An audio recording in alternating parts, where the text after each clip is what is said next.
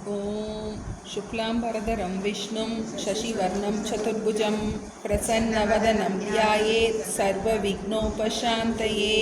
या देवी स्तूयते नित्यं विबुधैर्वेदपारगैः सा मे वसतु जिह्वाग्रे ब्रह्मरूपा सरस्वती।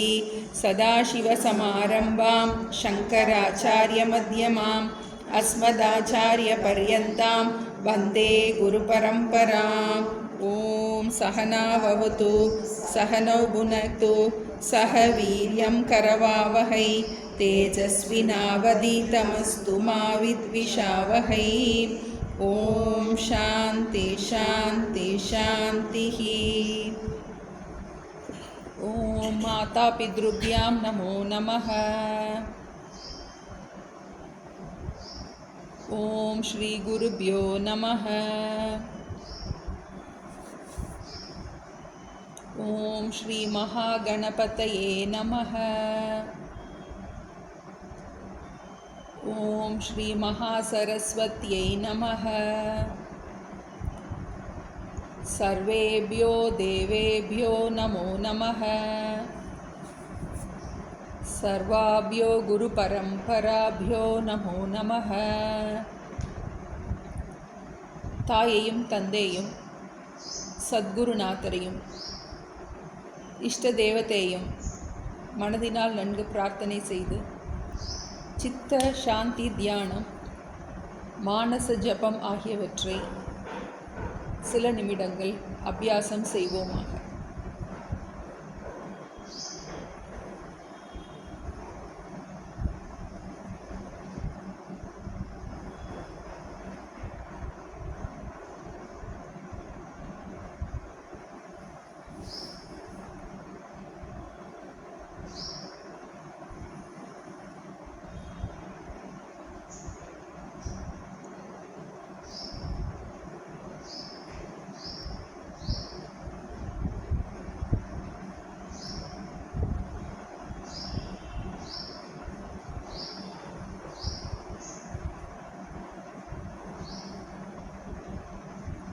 மோட்சத்தை விரும்பும்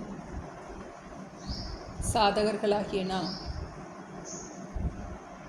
சத்குணங்களை வளர்த்து கொள்ளும் பொருட்டு நற்பண்புகளை தியானித்து வருகின்றோம். அபயம் என்னும் குணத்தை பற்றி சிந்தித்து வருகின்றோம். ஒவ்வொருவருக்கும் ஒவ்வொரு விதமான பயம் ஆழ்மனதில் இருக்கலாம். அது வறுமை குறித்ததாகவோ, வயோதிகம் குறித்ததாகவோ, உறவுகள் குறித்ததாகவோ, ஆரோக்கியம் குறித்ததாகவோ, சூழ்நிலைகள் குறித்ததாகவோ, ஒரு குறிப்பிட்ட நபரை பற்றியதாகவோ, ஒரு குறிப்பிட்ட வஸ்துவை பற்றியதாகவோ, எதிர்காலத்தை பற்றியதாகவோ எதுவாயினும் இருக்கலாம். ஒவ்வொரு தனி மனிதருக்கும் பயத்திற்கு காரணம், பயத்திற்குரிய மேலெழுந்த வாரியான காரணம் வேறு வேறாக இருக்கலாம். ஆனால் உண்மையில் நம்முடைய பயத்திற்கு காரணம் துயரமே ஆகும். Fear of pain.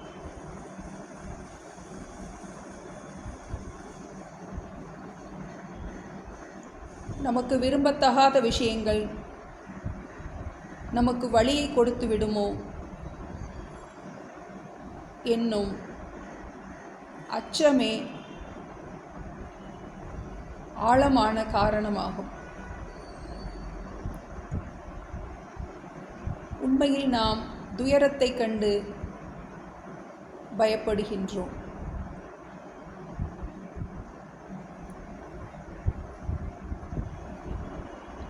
இறைவன் அல்லது நியதியானது நம்முடைய சக்திக்கு மீறிய துயரத்தை ஒருபோதும் நமக்கு கொடுக்காது. இதை நாம் முதலில் ஆழமாக நம்ப வேண்டும். நம்மால் தாங்க முடியாத துயரத்தை இறைவன் ஒருபோதும் கொடுப்பதில்லை.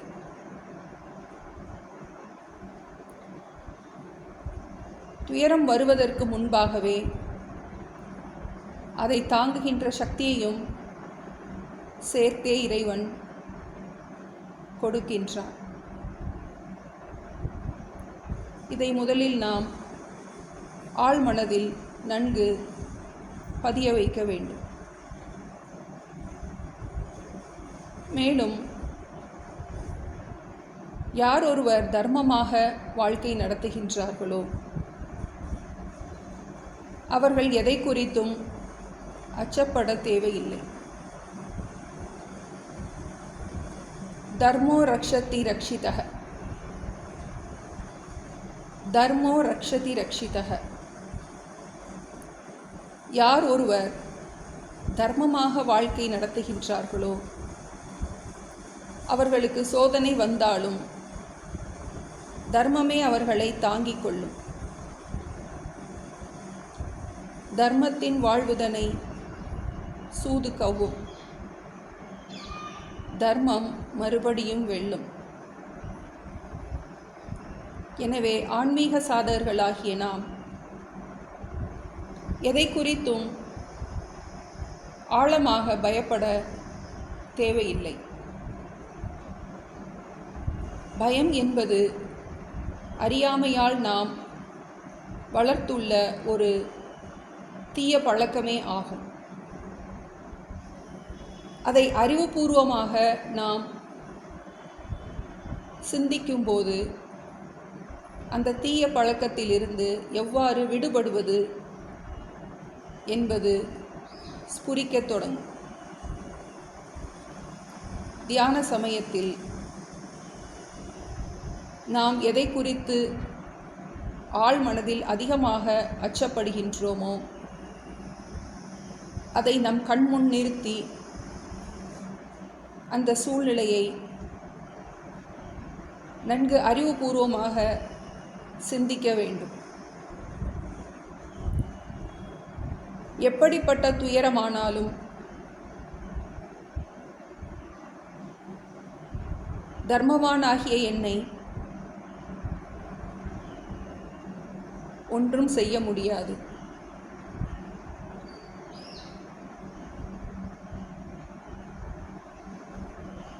பயத்தை கொடுக்கக்கூடிய சூழ்நிலையை, அந்த துயரத்தை கண்டு நான் பயப்பட மாட்டேன். எதுவாயினும் அது வரும்போது நான் அறிவுபூர்வமாக இறைவனுடைய கருணையினால் எதிர்கொள்வேன். தர்மோ ரக்ஷதி ரக்ஷிதः. இறைவன் ஒரு நாளும் நமக்கு தாங்க முடியாத துயரத்தை கொடுக்க மாட்டார். துயரம் வந்துவிடுமோ என்னும் எண்ணமே ஆழ்மனதில் பயத்திற்கு காரணமாக இருக்கின்றது. இறைவனுடைய அரவணைப்பில் இருக்கும் நான் எதை கண்டும் அச்சப்பட மாட்டேன். ஆழ்மனதில் உள்ள பயத்தை இவ்வாறு கண்முன் நிறுத்தி சிறிது சிறிதாக அந்த பயப்படும் பழக்கத்திலிருந்து நாம் வெளிவர வேண்டும். தர்மோ ரக்ஷதி ரக்ஷிதः. தர்மமான வாழ்க்கை வாழும் என்னை தர்மம் அரணாக தாங்கி பிடிக்கும். இதில் நமக்கு முழுமையான நம்பிக்கை அவசியம் தேவை. அனன்யா சிந்தயந்தோ மாம் ஏஜனாः பர்யுபாசதே தேஷாம் நித்யாபியுக்தானாம் யோகக்ஷேமம் வகாம்யகம். யார் ஒருவர் மாறாத பக்தியோடு இறைவனையே சரணடைகின்றார்களோ அவர்களுக்கு தேவையான அனைத்தையும் நானே பார்த்து கொள்வேன் என்று பகவான் ஸ்ரீகிருஷ்ணர் பகவத்கீதையில் வாக்குதத்தம் கொடுத்துள்ளார். தர்மோ ரக்ஷதி ரக்ஷிதः. இந்த பயம் என்னும் குணத்திலிருந்து முழுமையாக வெளிவருவதற்கு இறைவனுடைய கருணையை முழுமையாக சரணடைந்து சில நிமிடம் நம் மனக்கண் முன் நம்முடைய பயத்தை கண்முன் நிறுத்தி அதை துணிந்து எதிர்கொள்வோமாக.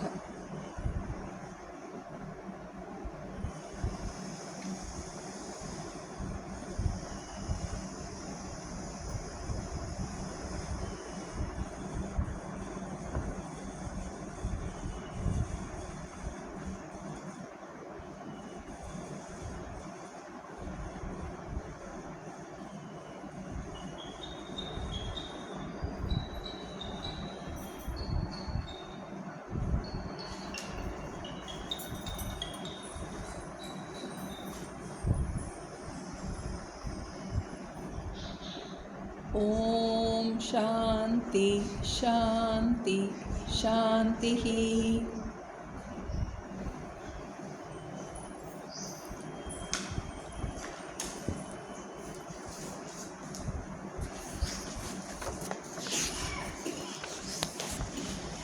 குருர் பிரம்மா குருர் விஷ்ணுः குருர் தேவோ மகேஸ்வரः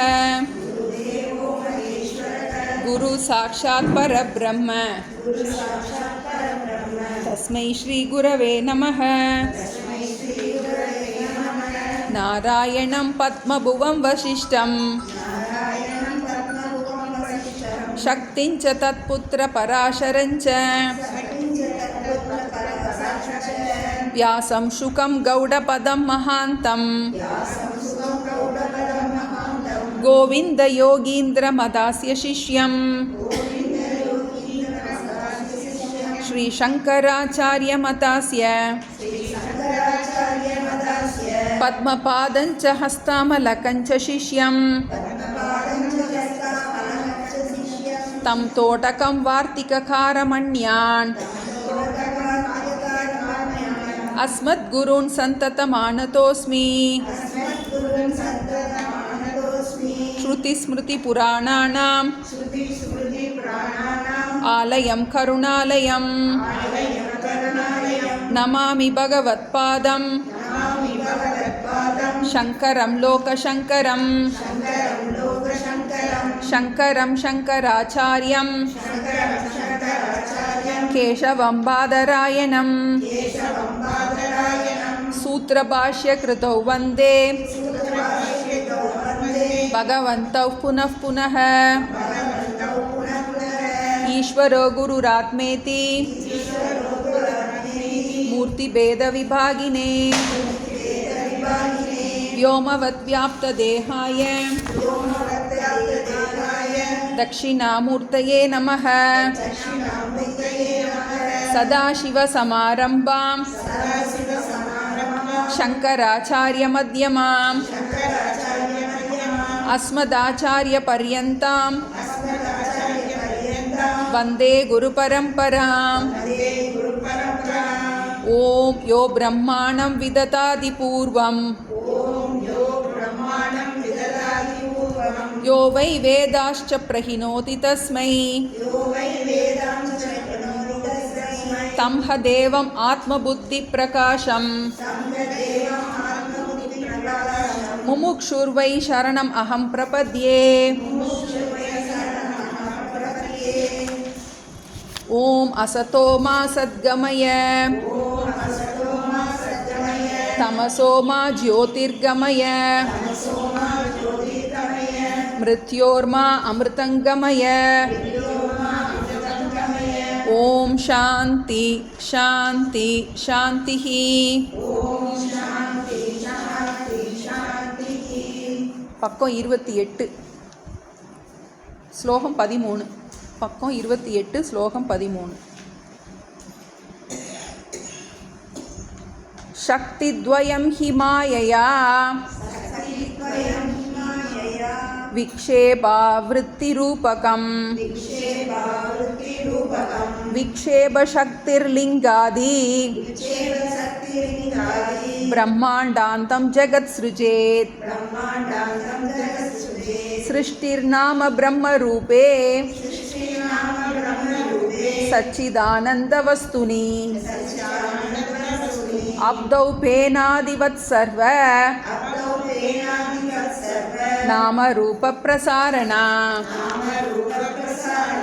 அந்தர்திருக் திருஷ்யயோர்பேதம் பஹிஷ்ச பிரம்மசர்கயோ ஆவ்ருணோத்ய பராசக்திः சா சம்சாரஸ்ய காரணம் சாக்ஷிணः புரதோ பாதி லிங்கம் தேஹேன சம்யுதம் சிதிஷ்சாயா சமாவேஷாத் ஜீவஸ்யாத் வியாவகாரிகः அஸ்ய ஜீவத்வமாரோபாத் சாக்ஷிண்யப்யவபாசதே. ஆவ்ருதௌ வினஷ்டாயாம் பேதே பாதே பயாதி தத். நம்ம திருஷ்ய விவேகம் அப்படிங்கிற டெக்ஸ்டில் சம்சாரத்துக்கு காரணம் என்ன, அந்த சம்சாரத்துக்கு நிவர்த்தி என்ன, சம்சாரம்னா துக்கம், துக்கத்திற்குரிய மூல காரணம் என்ன. ஒவ்வொருத்தருக்கும் துக்கப்படுறதுக்கு ஒரு காரணம் இருக்கலாம், அது தனிப்பட்ட காரணங்கள். பொதுவாக எல்லா ஜீவனுக்கும் துக்கத்துக்கு என்ன காரணம் அப்படிங்கிறது அதான் நம்ம சம்சார காரணம்னு சொல்லுவோம். எல்லாருமே நிம்மதியைத்தான் தேடிக்கிட்டு இருக்கோம். ஆனால் எங்கே கிடைக்கும்னு தெரியாமல் நம்ம என்ன பண்ணுறோம், பொருள்கள்லையும் உறவுகள்லையும் நம்ம தேடிக்கிட்டு இருக்கோம். அதில் கிடைக்கிறதெல்லாம் நம்ம என்ன சொல்கிறோம், டெம்பரரியானது. எப்போவுமே பயந்துக்கிட்டே இருக்கணும். ஒன்று பிரச்சனையினால் பயப்படுவோம், இல்லாட்டி பிரச்சனை வந்துருமோன்னு பயப்படுவோம். ரெண்டும் என்ன இருக்கும், நமக்கு உலகத்துடைய சுபாவம் அப்படி தான் இருக்குது. இப்போ முழுமையாக நமக்கு எங்கே திருப்தி கிடைக்கும் அப்படிங்கிற புரிகிறதுக்காக இந்த திருஷ்ய விவேகம், பார்ப்பவன் பார்க்கப்படும் பொருள் அப்படின்னு அந்த ஜீவனாகிய நான் எப்படி சம்சாரத்துக்குள்ளே இருந்து கஷ்டப்படுறேன். இவ்வளோ நேரம் நம்ம பல விஷயங்களை, பக்கத்து வீடு, அடுத்த வீடு, குடும்பத்தில் இவங்க அவங்கள பற்றியெல்லாம் நம்ம விசாரம் பண்ணியிருப்போம். இப்போ முழுக்க அந்த நான்கிறதுல தான் இப்போ விசாரம் இருக்குது. நான் ஏன் கஷ்டப்படுறேன், எதனால எனக்கு துன்பம் இருக்குது, துன்பமே இல்லாத நிறைவு எனக்கு கிடைக்குமா அப்படிங்கிறத பற்றி நமக்கு ஆழமாக யோசிச்சுட்டோம். சாஸ்திரம் அதுக்கு ஒரு கிரமம் சொல்லுது. அந்த ஜீவன்கிற விஷயத்தில் நான் சொல்லும்போது அதில் நீ பல விஷயத்தை என்ன பண்ணியிருக்க, ஏற்றி வச்சுருக்க. பிரித்து நமக்கு அதை பார்ப்பவன் பார்க்கப்படும் பொருள்னு நமக்கு ஸ்தூலத்திலிருந்து சூக்ஷ்மத்துக்கு மெல்ல மெல்ல கூட்டிகிட்டு வருது. உலகம் பார்க்கப்படுகின்றது, கண்கள் இந்திரியங்கள் பார்ப்பவனாக இருக்கின்றது, மனம் பார்ப்பவனாக இருக்கின்றது, இந்திரியங்கள் பார்க்கப்படும் பொருளாகின்றது.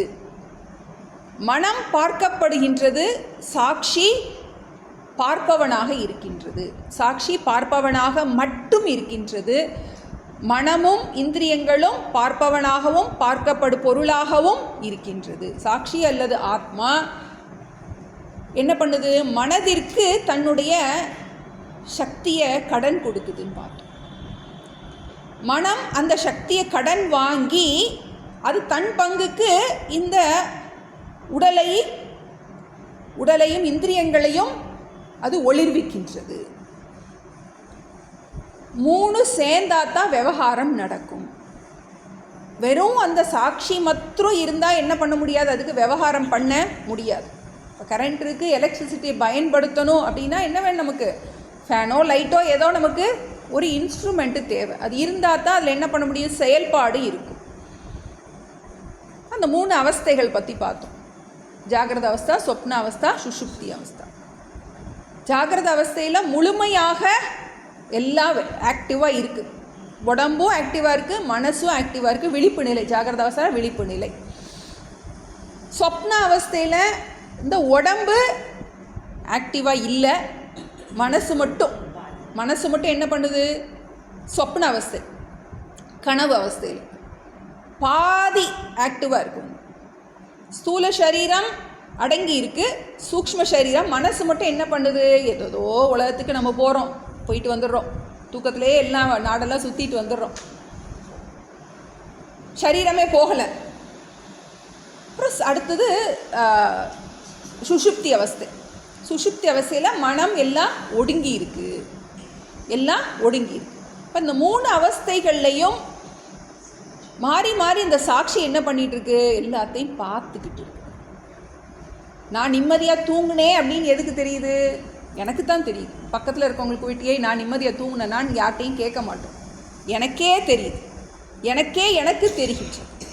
இப்போ இந்த 3 அவஸ்தைகள்லையும் இந்த மனசு என்ன பண்ணிகிட்ருக்கு, மாறி மாறி போயிட்டுருக்குன்னு பார்த்தோம். சாட்சி மாறி மாறி எல்லாத்துக்கும் தன்னுடைய இருப்பை கொடுத்துக்கிட்டு இருக்கு. மனசு அப்படின்னு பார்க்கும்போது அதில் 2 அம்சம் இருக்குதுன்னு பார்த்தோம். அந்த கரணம்ங்கிற அம்சம் இருக்குது, அகங்காரங்கிற அம்சம் இருக்குது, அந்த நான்கிற அம்சம் இருக்குது, விருத்தி ரூபம் ஒன்று இருக்குது, நான்கிற எண்ணம் இருக்குது. அந்த நான்கிற எண்ணம் ப்ளஸ் எண்ணங்கள் தான் என்னது, விவகாரம், மைண்ட் வந்து போயிட்டே இருக்குது. இந்த நான்கிற அந்த எண்ணம் இல்லாமல், இந்த ஜீவனாகிய நான் அந்த எண்ணம் இல்லாமல், நான் நினைக்காம வேறு எந்த தாட்டுமே என்னால் என்ன மையமாக வச்சு தான் என்ன பண்ணுறேன், எல்லா எண்ணமுமே அதில் பிரவர்த்திக்கின்றது. அதான் நம்ம சொல்லி அகங்காரம். அந்த நான், இந்த ஜீவன் நான், நம்ம பிறந்தோடனே நமக்கு ஒரு பேர் வச்சிடறாங்க. இந்த உடம்பு இதுக்கு ஒரு பேர் அப்படின்னு என்ன பண்ணிடுறாங்க, ஒரு நாமகரணம் எல்லாம் வச்சிடுறாங்க. இப்போ இந்த குட்டி நான் நம்ம சொல்கிறோம். இதன் அடிப்படையில் என்ன பண்ணுறோம், நம்ம இந்த அகங்காரம் நிறைய எண்ணங்களை என்ன பண்ணிக்கிட்டே இருக்குது, சிந்திச்சுக்கிட்டே இருக்குன்னு பார்த்தோம். அந்த அகங்காரம் ஆகிய அந்த அகங்காரத்துக்கு 3 விஷயத்தோட சம்பந்தம் இருக்குதுன்னு பார்த்தோம்.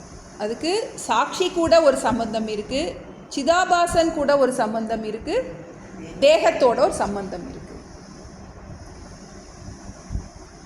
சாட்சி அப்படிங்கிறது ஒரு சூரியன் நம்ம எடுத்துக்கலாம். அந்த சூரியனை என்ன பண்ணுறோம், நம்ம ஒரு கண்ணாடியை வச்சு அதனுடைய டூப்ளிகேட்டான ஒரு சூரியன் எங்கே தெரியுது, ரூமுக்குள்ளே தெரியுது, இருட்டு ரூமுக்குள்ளே தெரியும். இந்த இருட்டு ரூமுக்குள்ளே தெரிகிற அந்த சூரியன் தான் என்னது, சிதாபாசன் நம்ம எடுத்துக்கலாம். அந்த சூரியன் இருட்டு ரூமுக்குள்ளே அந்த ஒரு வெளிச்சம் வர்றதுக்கு என்ன தேவை, கண்ணாடி கண்டிப்பாக தேவை. அதுபோல் நம்ம ஜீவனுக்கு இந்த சூக்ஷ்ம சரீரம்னு ஒன்று இருந்தால் தான் என்ன பண்ண முடியும், இந்த தேகம் வந்து செயல்பட முடியும். இப்போ இறந்த பிணம் இருக்குது, அதுக்கு கண்ணு காது எல்லாமே இருக்குது, ஆனால் அதில் என்ன இல்லை, சூக்ஷ்ம சரீரம் இல்லை. உயிர்ங்கிறது சூக்ஷ்ம சரீரம்னு சொல்கிறோம். இந்த சூக்ஷ்ம சரீரம் இருந்தால் தான் என்ன பண்ண முடியும், அந்த சூக்ஷ்ம சரீரத்துக்கு தான் அந்த சாட்சிக்கிட்ட இருந்து கடன் வாங்குகிற அந்த சக்தி இருக்குது. இப்போ இந்த ஃபோனுக்கு தான் இந்த எலக்ட்ரோ மேக்னெட்டிக் வேவை ஈர்க்கிற சக்தி இருக்குது, இந்த நோட்டுக்கு கிடையாது. எல்லா இடத்துலையும் இந்த அந்த அலை இருக்குது. ஃபோனை ஆன் பண்ண உடனே அதுக்கு என்ன கிடைக்குது, அந்த சக்தி கிடைக்கும். அதுபோல் இந்த சூக்ஷ்ம சரீரம் சம்பந்தம் ஏற்பட்ட உடனே சாட்சிக்கும் சூக்ஷ்ம சரீரத்தில் என்ன பண்ணி இந்த சிதாபாசன் உண்டாகின்றது. ஒரு போலியான ஒரு சூரியன் ரூமுக்குள்ளே தெரியுது. இந்த ரூம் தான் என்னது, நமக்கு இந்திரியங்கள். அப்படி தான் நமக்கு எல்லாம் உண்டாயிற்றுன்னு பார்த்தோம். இப்படி சிதாபாசன் எப்படி உண்டாச்சு, சூக்ஷ்ம சரீரமும் சாட்சியும் அட் அ டைமில் என்ன ஆகுது, நமக்கு டக்குன்னு அதனுடைய பிரதிபிம்பம் உள்ளே வந்துடுது. கண்ணாடியை எடுத்த உடனேயே மேலே இருக்கிற சூரியன் இதுக்குள்ளே கண்ணாடியில் பிரவேசம் பண்ணி இருட்டு ரூமுக்குள்ளே வந்துடுது. அதான் பார்த்தோம், நமக்கு அகங்காரத்துக்கும் சிதாபாசனுக்கும் உள்ள சம்பந்தம் சகஜம். அதை என்ன பண்ண பிரிக்கவே முடியாது, அது எப்பவும் இருக்கும். அகங்காரத்துக்கும் தேகத்துக்கும் உரிய சம்பந்தம் கர்மஜம்னு பார்த்தோம். பிராரப்த கர்மம் எவ்வளோ நாள் இருக்கோ அது வரைக்கும் இந்த தேகத்தில் இது இருக்கும். அப்புறம் அகங்காரத்துக்கும் சாட்சிக்கும் உரிய சம்பந்தம் பிராந்திஜம்னு பார்த்தோம். அது ஒரு அறிவில் ஏற்பட்ட மயக்கம். உண்மையிலேயே அந்த ரூம்குள்ளே இருக்கிற அந்த பிரதிபிம்பத்துக்கு உண்மையிலேயே ஒரு பவருமே கிடையாது. அது என்ன பண்ணுது, இந்த கண்ணாடி மூலமாக ஒரிஜினல்கிட்டேருந்து கடன் வாங்கி அது தானே செயல்படுறது மாதிரி என்ன பண்ணுது, ஒரு ஷோ காட்டிகிட்டு இருக்கு. நான் தான் எல்லாம் பண்ணுறேன் அப்படின்னு என்ன பண்ணுது. உண்மையில் அதனால் என்ன பண்ணுது, அது எப்போவுமே அதனுடைய இருப்புக்கு இந்த சூக்ஷ்ம சரீரத்தை சார்ந்திருக்கு. அந்த கண்ணாடி ஒழுங்காக இருக்கணும். அது கோணல் மாணலாக இருந்தாலோ அதில் ரசம் போய் இருந்தாலோ அது என்னாகும், உள்ளே இருக்கிற வெளிச்சம் பாதிக்கப்படும். உண்மையான சாட்சி அது பாட்டுக்கு இருக்குது. இப்போ இந்த சரீரத்துக்குள்ள இந்த சூக்ஷ்ம சரீரம் செயல்பட தொடங்கும் போது அது என்ன பண்ணுது, இந்த சரீரத்தோட தர்மத்தெல்லாம் என்னுடையது அப்படின்னு எடுத்துக்கிடுது. அதன் காரணமாக அந்த நாளில் குழப்பம் இருக்குது அப்படிங்கிறத பார்க்கணும். இப்போ இந்த குழப்பத்துக்கு என்ன காரணம் அப்படின்னு அதான் பார்த்துட்ருக்கோம். சம்சார காரணம் என்ன, மகா மாயா அப்படின்னு. மாயா சக்தி என்ன பண்ணுது, இந்த சிருஷ்டியை உண்டாக்கி, இந்த படைப்பு உண்டாக்கி அதில் உண்மைங்கிற ஒரு தோற்றத்தை ஏற்படுத்துகின்றது. 2 இடத்துல அது மறைப்பாட்டில் தன்னுடைய வேலையை காட்டுதுன்னு பார்த்தோம். நம்ம கிட்ட உண்மையிலேயே யானே எங்குமாம் பிரம்மம், ஆனால் என்ன காட்டுது, என்ன ஒரு குறிப்பிட்ட ஒரு உடம்புக்குள்ள மாத்திரம் இருக்கிறது மாதிரி ஒரு பிரமை எனக்கு உண்டாகிற்று. ஒரு பானையை எடுத்து வைக்கும்போது இந்த பானைக்குள்ளே ஒரு ஆகாசம் இருக்குது, பானைக்கு வெளியே ஒரு ஆகாசம் இருக்குது. இந்த பானைக்குள்ளே இருக்கிற ஆகாசம் என்ன நினச்சிக்கிறது, இதுதான் நான் அப்படின்னு நினச்சிக்கிட்டு. அதுபோல் இந்த சரீரங்கிற வரையறைக்குள்ளே இருக்கும்போது நான் என்ன நினச்சிக்கிறேன், இதுதான் நான் அப்படின்னு நான் நினச்சிக்கிறேன். இப்போ பார்க்கவன் பார்க்கப்படு பொருள், அதுதான் நமக்கு இப்படி நுட்பமாக நமக்கு கொண்டு போகிறார். அதே மாதிரி என்ன பண்ணுது இந்த மாயா சக்தி, இந்த பிரம்ம சர்க்க யோகோ, திருக் திருஷ்ய யோகோ பிரம்ம சர்க்க யோகோ, என்கிட்டையும் தன்னுடைய கைவரிசையை காட்டுது. இந்த உலகத்தை நான் பார்க்கின்ற பொருள்கள்லையும் தன்னுடைய கைவரிசையை காட்டு. என்ன பண்ணுது அப்படின்னா பலவா நமக்கு காட்டு. ஐம்பூத விகாரம் அன்றோ, இப்படி போல நாம ரூபம் இரண்டும் இன்றி ஒப்பமாய் இரண்டற்றொன்றாய் உணர்வொளி நிறைவாய் நிற்கும் அப்பிரம்மத்தில் தோன்றும் ஐம்பூத விகாரம் எல்லாம் செப்பு கற்பனையினாலே, செப்பு மாயையினாலே உண்டானது என்று அறிந்து கொள்ளு. ஏன்னா இந்த மாயைங்கிறது நமக்கு நல்லா புரியணும். மாயா அப்படின்னா என்னது, யாமா சா மாயா, எது இல்லையோ அதுதான் மாயா. உண்மையில் என்ன, உண்மையிலே இதுக்கு இருப்பு இல்லவே இல்லை, ஆனால் இருப்பது மாதிரி தெரிகின்றது, அதுதான் மாயை. இப்போ மாயையில் 2 சக்தி இருக்குன்னு அதான் பார்த்தோம் நம்ம 13ஆவது ஸ்லோகத்தில். அந்த விக்ஷேப சக்தின்னு ஒன்று இருக்குது, ஆவரண சக்தின்னு ஒன்று இருக்குது. அந்த விக்ஷேப சக்தி இந்த ஜெகத்தை தோற்றுவித்தது, எப்படி சிருஷ்டி உண்டாச்சுன்னு பார்த்தோம். எப்படி கடலில் அலைகள் நுரைகள் எல்லாம் உண்டாச்சோ அதுபோல் நாமரூபம் இல்லாத இந்த பிரம்மத்தில் ஒரு தோற்றம் உண்டாயிற்று, ஜெகத் உண்டாயிற்று.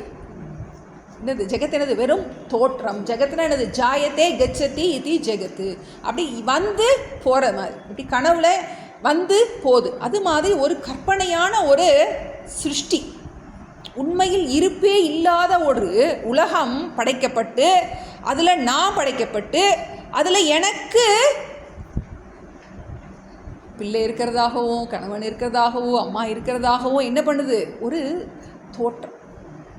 நமக்கு ஒரு வேஷம் கொடுக்கப்பட்டிருக்கு, நம்ம என்ன பண்ணிடுறோம், அந்த வேஷத்தையே நான் மறந்து போயிடும். இது நமக்கு பெர்மனெண்ட் அப்படின்னு நினச்சிடும். கொஞ்ச நாளைக்கு இந்த கர்மஜம், இந்த ஒரு கர்மா முடிகிறது வரைக்கும், பிராரப்த கர்மத்து வரைக்கும் இந்த சரீரத்தில், இந்த வீட்டில் கொஞ்ச நாள் வாடகைக்கு இருக்கோம், அடுத்த வீட்டில் கொஞ்ச நாள் வாடகைக்கு இருக்கோம், என்ன பண்ணுறோம், மாறி மாறி போயிட்டே இருக்கும் இல்லையா, அது மாதிரி என்ன பண்ணுது, கொஞ்ச நாளைக்கு இங்கே இருக்க போகிறது. ஆனால் இந்த மாயா சக்தி என்ன பண்ணுது, இதவே நான் நினைக்குது. உண்மையில் பார்க்கப்படுபவர்களை எல்லாத்தையும் நான் பார்ப்பவனாக என்ன பண்ணிடுறேன், நானே அதுன்னு நினச்சிக்கிறேன். இந்த உடம்பு நானுன்னு நினச்சிட்றேன், இந்த மனசு நானுன்னு நினச்சிட்றேன். நினச்சி என்ன பண்ணுறேன், இந்த உடம்புக்கும் மனசுக்கும் உள்ள எல்லா பிரச்சனைகளும் என்னுடையதுன்னு நினச்சிடும். போன கிளாஸில் பார்த்தோம், சாட்சி ever free, body mind never free. அது நம்ம நல்ல ஞாபகத்தில் இருக்கும். உண்மையில் நான் யார், பாடி மைண்டா, ஞாபகத்தில் வரணும். உண்மையில் நான் சாட்சி. இப்போ பிரச்சனையெல்லாம் யாருக்கு, இந்த உடல் மனசுக்கு. பார்ப்பவன் உடலையும் மனதையும் பார்ப்பவன் ஆகிய நான், உடல் மனதினுடைய துன்பத்தை பார்ப்பவன் ஆகிய நான் இதற்கு வேறானவன். இது பளிச்சுன்னு ஈஸியாக புரிகிற விஷயந்தான். ஆனாலும் என்ன பண்ண மாட்டேங்க, நமக்கு மனசில் பதிய மாட்டேங்க. அதனால தான் விளக்கமாக சொல்கிறேன். எப்படி சயின்ஸில் லேபில் போய் நம்ம போய் டெஸ்ட் பண்ணி பார்த்து நமக்கு மனசில் பதிய வைக்கிற மாதிரி இந்த நான்கில் என்னென்னலாம் அம்சம் இருக்குது, நீ எதெல்லாம் பார்க்குற, கடைசியில் எதை பிடிச்சி போட போகிறாரு அப்படின்னா, இந்த மனசு மனசு மனசுங்கிறத நம்ம பிடிச்சி தொங்கிக்கிட்டே கிடப்போம். எனக்கு மனசில் நிம்மதி இல்லை, மனசில் நிம்மதி இல்லைன்னு என்ன பண்ணுவோம், அதை பிடிச்சி தொங்குன்னு தொங்கிட்டு இருப்போம். உண்மையில் அது ஒரு ஜடம், நீ சாட்சி, அது உன்னால் பார்க்கப்படுகின்றது அப்படின்னு அதை கலட்டி எரியணும். அதுக்காகத்தான் என்ன பண்ணுறாரு, நீ மனசில் நிம்மதி வேணுங்கிறதுக்காகத்தான் என்ன பண்ணுற, வாழ்க்கை பூரா நீ ஓடிக்கிட்டே இருக்க. உண்மையில் பூர்ணமான நிம்மதி ஒரு நாள் அதுக்கு வராது. ஒரு இடத்துல உனக்கு கிடைக்கும், அடுத்த இடத்துல என்ன பண்ணிடாது, காலை வாரி விட்டுரும். அது என்ன நாய் வால் மாதிரி, அதை என்ன பண்ண முடியாது. அதில் பெர்மனெண்ட்டான உனக்கு நிம்மதி ஒரு நாளும் கிடைக்காது. அடுத்து நம்ம என்ன பார்த்துட்டு இருந்தோம், நமக்கு இதுதான் காரணம். காரணம் என்ன, நம்ம துன்பத்துக்கு காரணம் என்ன, நான் இல்லை நீ இல்லைப்பா, அந்த மாயா சக்தி தான்ப்பா காரணம். அதில் இருக்க அந்த ஆவரண சக்தி தான், அதுதான் என் புத்தியெல்லாம் குழப்பி யோசிக்க வைக்குது. அதே ஆவரண சக்தி, அதே மாயா சக்தி என்ன பண்ணுது, ஒரு விக்ஷேப சக்தின்னு ஒன்று கொடுத்துருக்கு. அதில் என்ன கொடுத்துருக்கு, குருவையும் ஈஸ்வரனையும் என்ன பண்ணியிருக்கு. மாயில தான் வியாதியை படைச்ச அதே பகவான் தான் டாக்டரையும் நமக்கு கொடுக்குறாரு. சாதா உடம்புக்கு வியாதியே படைக்காமல் இருந்திருக்கலாம்ல, டாக்டரே தேவையில்லை அப்படின்னு நம்ம நினைப்போம். அது மாயா, அது அப்படி தான் இருக்கும். இப்போ அதுபோல் நமக்கு விக்ஷேப சக்தியில் இருக்கின்ற குரு சாஸ்திரத்தை பயன்படுத்தி என்ன பண்ணணும், இந்த ஆவரண சக்தியிலேருந்து நம்ம வெளிவரணும். இப்போ அடுத்ததில் பார்த்தோம்னா ஜீவனுடைய தோற்றத்தை பற்றி போன கிளாஸில் பார்த்தோம். நம்ம எப்படி இந்த சாட்சியானது சூக்ஷ்மத்தோடும் தேகத்தோடும் ஸ்தூல சரீரத்தோடும் இந்த சூக்ஷ்ம சரீரத்தோடும் என்ன பண்ணுது, அதுக்கு ஒரு அந்த சூக்ஷ்ம சரீரத்துக்கு அந்த கிரகிக்கின்ற அந்த ஆற்றல் இருக்குது. அது நல்லா புரியணும். அது அந்த சிதாபாசன்கிறது நமக்கு அது கொஞ்சம் கொஞ்சமாகத்தே புரியும். புதுசாக கேட்குறவங்க கொஞ்சம் கஷ்டமாக இருக்கிற மாதிரி இருக்கும். திரும்ப அதை யோசிக்கும் போது புரிய தொடங்கும் கொஞ்சம். அப்போ அதுக்கு என்ன பண்ணுது, அந்த பிரவேஷாத், அது என்ன பண்ணுது, சமாவேஷாத், அந்த சைத்தன்யத்தினுடைய பிரதிபிம்பம், அதனுடைய அனுகிரகத்தின் காரணமாக அதுக்கு என்ன பண்ணுது, அந்த சக்தி கிடைக்கும். எப்படி எல்லா இடத்துலையும் இந்த எலக்ட்ரோ மேக்னெட்டிக் வேவ் இருந்தாலும் இந்த ஃபோனால் தான் என்ன பண்ண முடியும், அதை கிரகிக்க முடியும்.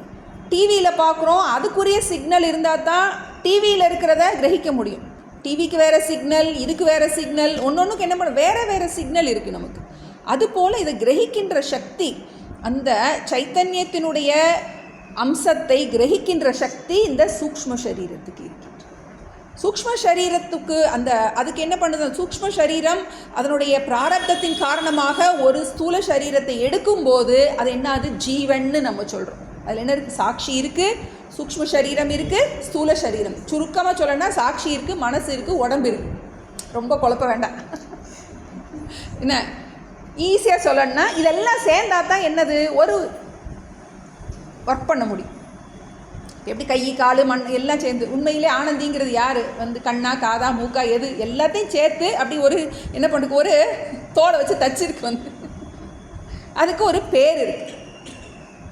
அதுபோல் இப்போ என்ன பண்ணுறது, சாட்சி, ஸ்தூல சரீரம், சூக்ஷ்ம சரீரம் எல்லாத்தையும் சேர்ந்து பண்ணுறோம் நம்ம. அதுக்கு ஜீவன்னு பேர் கொடுக்கும்.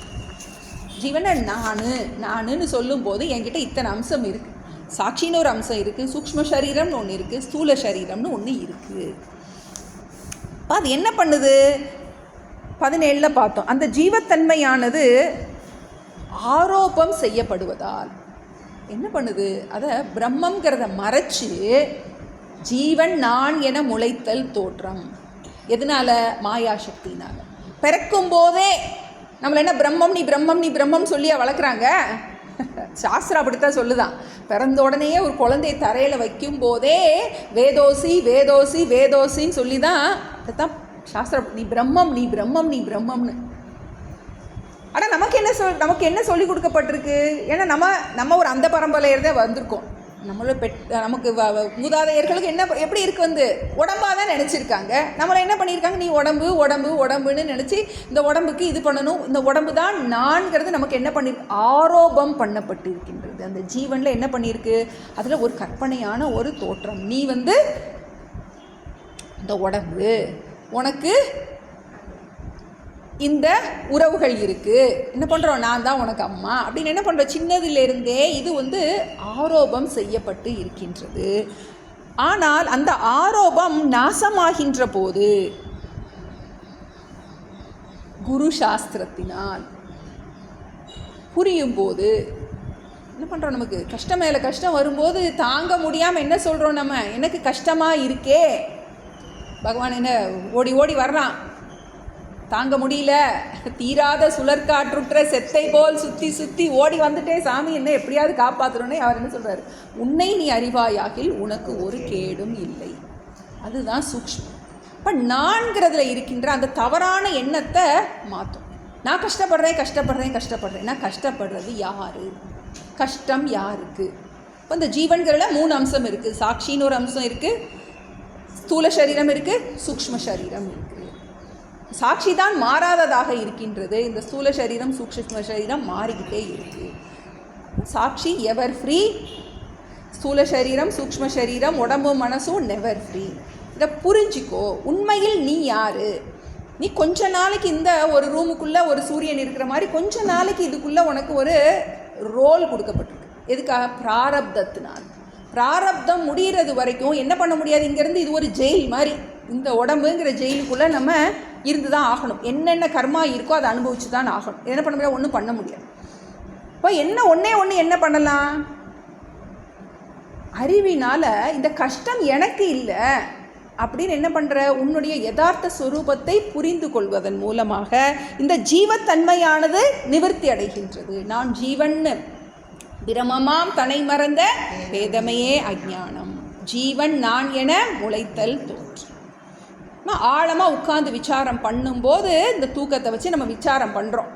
தூக்கத்தை பார்த்தவன் யாரு, கனவை பார்த்தவன் யாரு, விழிப்பில் இருக்கிறவன் யாரு, குழந்தையாக இருந்தது யாரு, வயோதிகமாக இருந்தது யாரு, அந்த ஃபோட்டோவில் இருந்தது உண்மையா, இந்த ஃபோட்டோவில் இருந்தது உண்மையா, தவண்டுக்கிட்டு இருக்கிறது உண்மையா, குழந்தையாக இருக்கும்போது தவண்டுகிட்டு இருந்தது உண்மையா, வயசான காலத்தில் தவண்டுக்கிட்டு இருக்கிறது உண்மையா, எந்த நான் உண்மையான நான் அப்படின்னா இந்த எல்லா பருவத்திலும் மாறாமல் இருக்கின்ற அந்த நான் தான் உண்மையான நான். பருவங்கள் மாறி மாறி வருகின்றது, அந்த சாட்சி மாறாததாக இருக்கின்றது. உண்மையில் நீ யார் அப்படின்னு அந்த ஆழமாக நமக்கு அந்த ஜீவத்தன்மையானது அந்த ஆவரணம் நாசமாகின்ற நிலையில் என்ன பண்ண முடியாது, இந்த ஆவரணத்தை அறிவினால் மட்டும்தான் நாசமாக்க முடியும்.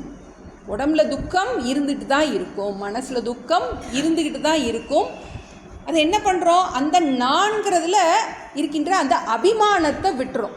நான் உடம்பு அப்படிங்கிற அந்த அபிமானத்தை விடும்போது ஜீவத்தன்மையானது நிவர்த்தி அடைகின்றது. நான் ஜீவன்கிற எண்ணத்தை விற்று இங்கே படிச்சுக்கோம். என்ன படித்தோம் நம்ம, சந்தியஜ்யன்னு ஒரு படித்தோம். நம்ம எதில், அபரோக்ஷ அனுபூதியில் படித்தோமா, பஞ்சதசியில் படித்தோம், எதுலேயோ படித்தோம். நன்றாக அந்த விட்டு விடுவது, நான் ஜீவன்கிற எண்ணத்தை முழுமையாக விட்டு விடுவது. இப்போ அதனால் என்ன ஆகின்றது, இப்போ நம்ம அடுத்ததில் பார்க்குறோம். 18 படிக்கல இல்லையா. இப்போ நமக்கு ஜீவனில் எப்படி மறைப்பு ஏற்படுகின்றதுங்கிறத பார்த்தோம். அதே மாதிரி ஜெகத்துலையும் என்ன பண்ணுது, அந்த மறைப்பாற்றல் அதையும் வேறு வேறாக காட்டுது. உண்மையில் இருப்பது ஒன்று தான் இருக்குது, ஆனால் என்ன பண்ணுது, அது பலவாக காட்சி அளிக்கின்றது. 18வது ஸ்லோகம். ததா சர்க பிரம்மணோஷ்ச வேதம் ஆவృత్య திஷ்டதி யா சக்திஸ்தத்வசாத் பிரம்ம விக்ருதத்வேன பாசதே ததா சர்க பிரம்மணோஷ்ச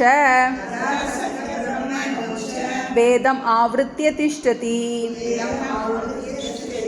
யா சக்திஸ்தத்வசாத் பிரம்ம விக்ருதத்வேன பாசதே. அதுபோலவே எப்படி நம்மகிட்ட ஒரு குழப்பம் உண்டாச்சோ அதுபோலவே அந்த சக்தியானது, எந்த சக்தி, அந்த ஆவரண சக்தியானது என்ன பண்ணுது, சர்க்க பிரம்மனோகோ, சர்க்கம்னா அந்த சிருஷ்டி, பிரம்மம்னா மெய்ப்பொருள், பேதம் ஆவృత్య போன இதில் அவபாசதேன்னு கொடுக்கப்பட்டது. அவபாசம்னாலும் மூடுவது தான். இப்போ இதில் ஆவృత్యன்னு கொடுத்துருக்கு. அந்த பேதத்தை மறைக்கின்றது. என்ன பேதத்தை மறைக்கின்றது? மூடி மறைத்து கொண்டு நிற்கின்றது. அதன் வசத்தினாலேயே பிரம்மமானது பல்வேறு வடிவங்களாக பிரகாசிக்கின்றது. இப்போ உண்மையில் ரெண்டு விஷயம் இருக்குது. ஒன்று வாஸ்தவம், இன்னொன்று மாயிக்கம். ஒன்று வாஸ்தவம், இன்னொன்று மாயிக்கம். பிரம்மம் தான் பிரம்மைவ சத்தியம் ஜெகத் மித்யா.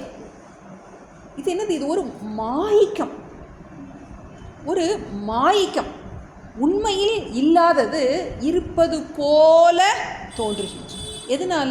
மாயையினால் பலவிதமான நாம ரூபங்கள் உண்டாகின்றது. சிருஷ்டிலம் படிச்சுட்டே வரோம். நமக்கு அதை மறக்கவே கூடாது. அந்த மாயா மாயா மாயாங்கிறது நமக்கு ஆழமாக உள்ளே போகணும். இந்த சத்தியத்துவ புத்தி தான் நமக்கு வெளி வர முடியும். ஏன்னா இந்த நாம ரூபம் ரொம்ப அட்ராக்டிவாக இருக்கும். அது என்ன பண்ணுது? அதன் வசத்தினாலேயே பிரம்மமானது, எப்படிப்பட்ட பிரம்மமானது?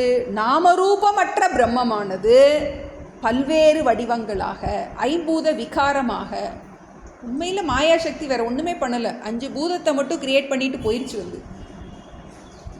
அதுக்கப்புறம் பண்ணதெல்லாம் என்னது? நமக்குள்ளே வேறு ஏகப்பட்ட அந்த பஞ்சீகரணம் நம்ம பார்க்குறோம். 5 பூதத்தில் எவ்வளவு இருக்கிறது. ஃபஸ்ட்டு பேஸ் மெட்டீரியல் 5 தான். அந்த 5 வச்சு எல்லாத்தையும் ஐம்பூத பலவிதமான பல்வேறு வடிவங்களாக அது என்ன பண்ணுது? காட்சி அளிக்கின்றது. அப்போ இந்த கன்ஃபியூஷன் 2 இடத்துல நடக்குது. ஒன்று என்கிட்டையும் நம்மக்கிட்டையும் நடக்குது, இந்த உலகத்துக்கிட்டையும் நடக்குது.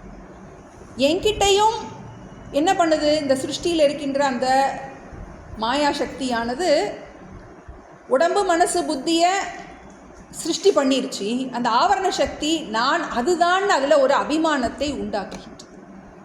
அதே போல் இங்கே ஜெகத்தில் என்ன பண்ணுது? அந்த நாமரூபத்தை எல்லாத்தையும் படைச்சிட்டு நம்மளுடைய கவனத்தை அந்த பக்கம் திருப்பி விட்டுருச்சு. நம்ம கவனம் எல்லாம் எதில் இருக்குது? நமக்கு இந்த நாமரூபத்தையே தான் பார்த்துட்ருக்கோம். இன்னும் ஆழமாக சொல்ல போகிறாருன்னா அடுத்த இதில் நமக்கு இப்போ சம்சாரத்துக்குரிய காரணம் எப்படி இந்த ஆவரணம் நிகழ்கின்றது அப்படிங்கிறத சொல்லிகிட்டு இருக்கார். இப்போ இன்றைக்கி இன்னும் நிவாரணம் எப்படி அடுத்து சொல்ல போகிறார். இப்போ ஆவரண சக்தி 2 விதத்தில் குழப்பம் உண்டாயிருக்கு. ஜீவனிடத்துலையும் குழப்பத்தை உண்டு பண்ணியிருக்கு, ஜெகத்துக்கிட்டையும் குழப்பத்தை உண்டு பண்ணியிருக்கு. பார்ப்பவன் பார்க்கப்படும் பொருள்ங்கிற இதில் நம்மக்கிட்ட குழப்பம் ஏற்பட்டிருக்கு. ஜெகத்தில் நாமரூபம் இல்லாத அந்த காரணத்தையும் காரியத்தையும் பிரித்து பார்க்க முடியாத அந்த ஒரு விவேகமின்மை நமக்கு இருக்குது. காரணத்தை பார்க்காம என்ன பண்ணிகிட்டு இருக்கோம்? காரியத்தையே பார்த்துக்கிட்டு இருக்கோம். இப்போ 2 விதத்தில் இது இந்த ஆவரண சக்தி. இதில் இவர் சொல்லுவார், ஆதிசங்கரர் சொல்வார், விஷமான்னு ஒரு பதம் சொல்வார். இந்த மாயைக்கு ஒரு பதம், விஷமமான ஒரு சக்தி. அது என்ன பண்ணும்? என்னன்னாலும் பண்ண தொடங்கும். அது விஷமா. இதில் படிச்சுட்ருக்கோம், நம்ம பகவத்கீதையில் படிக்கிறோம். திரிபிர் குணமயிர் பாவைகி ஏபி சர்வமிதம் ஜெகத்து மோஹிதம் நாபி ஜானாதி மாமேபிய பரமவ்யயம் தெய்வீகேஷா குணமயி மம மாயா துரத்தியா மாமேவ ஏ பிரபத்யந்தே மாயாம் ஏத்தாம் தரந்திதே. இந்த தெய்வமாக அந்த மாயா சக்தியானது என்ன பண்ணுது? எல்லாரையும் ஒரு வழி பண்ணிடும். என்ன சரணடைந்தவர்களை மட்டும் நான் இந்த மாயா சக்தியிலேருந்து காப்பாற்றுறேன் அப்படின்னு சொல்கிறாருன்னு பார்க்குறோம். இதுக்கு தான் நமக்கு அடுத்த ஸ்டெப்பில் சொல்கிறாரு, இதை எப்படி பிரித்து பார்க்குறது. ஏன்னா குழப்பத்துக்கு காரணம் மிக்ஸ் பண்ணி வச்சுருக்கோம் நம்ம, அதை எப்படி பிரிக்கிறது அப்படிங்கிறத கொஞ்சம் கொஞ்சமாக சொல்கிறாரு. 19 அத்ராப்யாவிருத்திநாசேன விபாதி பிரம்மசர்கயோ பேதஸ்தயோர்விகாரஸ்யாத் சர்கேன பிரம்மணி க்வசித் அத்ராப்யாவிருத்திநாசேன விபாதி பிரம்மசர்கயோ பேதஸ்தயோர்விகாரஸ்யாத் சர்கேன பிரம்மணி க்வசித்.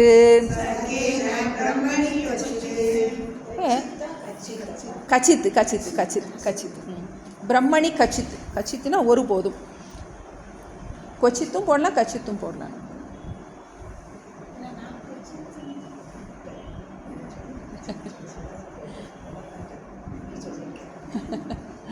அத்ர அபி ஆவருத்திஹி நாசேன பிரம்ம சர்க்கயோகோ. பிரம்மம் சர்க்கம், மெய்ப்பொருளுக்கும் இந்த சிருஷ்டிக்கும் அந்த மறைப்பானது, ஆவரணமானது, அஞ்ஞானமானது நீங்கும் போது, அந்த பேதமானது நீங்கும் போது என்ன, அது பேதமானது நன்கு விளங்குகின்றது. ஆவரண சக்தியை நம்ம நன்றாக விசாரம் பண்ணும்போது என்ன அது அப்படின்னா, அந்த சத்தையும் அசத்தையும் நாம் என்ன பண்ணுறோம், பிரித்து பார்க்குறோம். காரணம் எது, காரியம் என்ன, உண்மையில் எது இருக்கின்றது அப்படின்னு என்ன பண்ணுறோம், இதை நம்ம அறிவினால் என்ன பண்ணுறோம், பிரித்து சொல்ல போகிறோம். இப்போ நம்ம பண்ணுற ஸ்ரவண பாகம் மட்டும்தான் பண்ணிகிட்ருக்கோம். நிதித்தியாசனம் இன்னும் பின்னாடி அவர் சொல்ல போகிறார். இப்போ முதல்ல நல்லா இதை புரிஞ்சுக்கிடணும். ஃபஸ்ட்டு எப்படி நமக்கு இந்த குழப்பம் உண்டாயிருக்கு, என்கிட்ட ஒரு ஆவரணம் இருக்குது, ஜெகத்துக்கிட்ட ஒரு ஆவரணம் இருக்குது. இவைகளுடைய விகாரங்கள் சிருஷ்டியிலேயே இருக்கின்றது. இந்த ஐம்பூத விகாரமானது என்ன பண்ணுது, இந்த சிருஷ்டியிலேயே இருக்கின்றது. பிரம்மத்தில் கொஞ்சமும் பேதம் இல்லை. அது உண்மையில் என்ன பண்ணலை, அந்த பிரம்மத்தை பாதிக்கிறது ஒன்றும் கிடையாது. நம்ம அறிவைத்தான் என்ன பண்ணியிருக்கு, அது மறைச்சிருக்கு.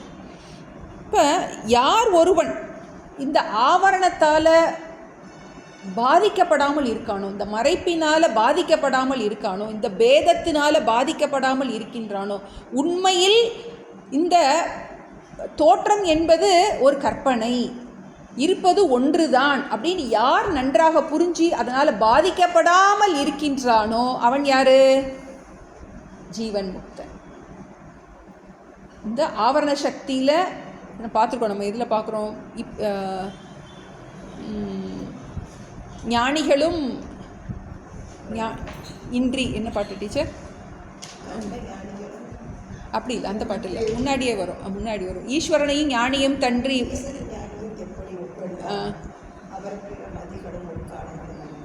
அது இல்லை டீச்சர். அந்த அந்த அந்த ஈஸ்வரனையும் ஞானியையும் தவிர மிச்சம் எல்லாரையும் அந்த ஆவரண சக்தி மறைச்சு மூடும்.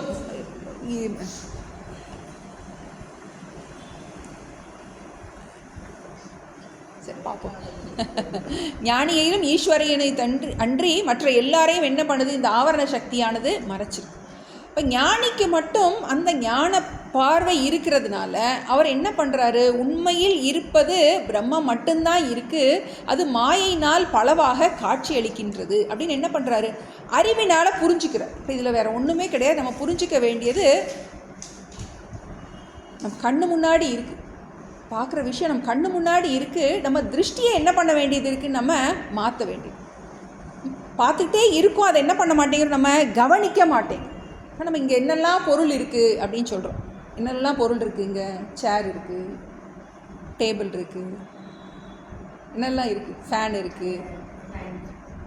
இருக்குது, கடியாரை இருக்குது, ஃபோனு என்ன இருக்குது, போர்டு இருக்குது, தூண் இருக்குது, வேறு என்னெல்லாம் இருக்குங்க, நம்மெல்லாம் இருக்கோம். நம்மெல்லாம் இருக்கோம். இப்போ இங்கே வெளிச்சம் இருக்கு, இங்கே ஒரு இடைவெளி இருக்கு, ஒரு இடைவெளி இருக்கு, ஒரு வெளிச்சம் இருக்கு. அந்த வெளிச்சமும் இடைவெளியும் மூவ் ஆக, மற்ற எல்லா விஷயம் என்ன ஆகுது, மூவ் ஆகும். நம்ம கவனம் எல்லாம் எதில் இருக்குது, அந்த மாறுகின்ற விஷயத்தில் தான் நம்ம கவனம் படைப்பு அப்படி இருக்குது.